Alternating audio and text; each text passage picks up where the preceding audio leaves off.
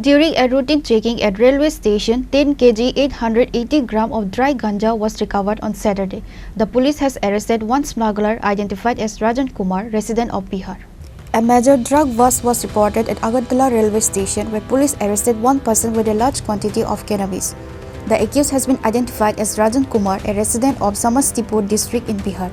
According to Agartala GRP police sources, on Saturday evening during routine checking at the station parcels gate area, officers noticed Rajan Kumar moving suspiciously. Upon stopping and questioning him, police searched his bag and recovered a total of 10 kilograms and 880 grams of cannabis. Police say they are interrogating the accused to determine the source of the narcotics and the intended destination.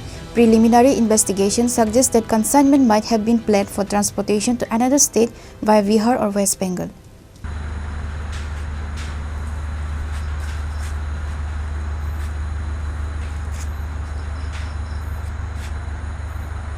आज সন্ধ্যাবেলা আমাদের GRPS থানার sub inspector Pankaj বিশ্বাস এবং অন্যান্য staff সঙ্গে আমাদের RPF staff মিলে রুটিন চেকআপে বেরোয়।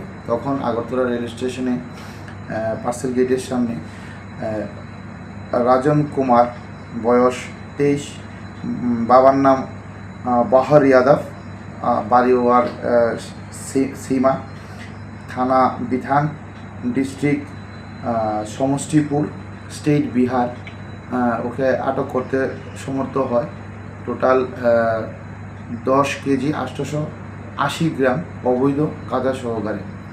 তারপর আমরা তার কাছ থেকে এগুলা সিজ করা হয় এনডিপিএসের প্রসিডিওর অনুযায়ী, এবং তার বিরুদ্ধে আমাদের আগরতলা জিআরপিএসে একটি মামলা আমরা নিয়েছি এবং তাকে আমরা অ্যারেস্টও করেছি। A case has been registered against Rajan Kumar under the NDPS Act. The officer in charge of Agartala GRP stated that the accused will be produced before court, and police will seek custody to identify and apprehend other members of the suspected drug trafficking network.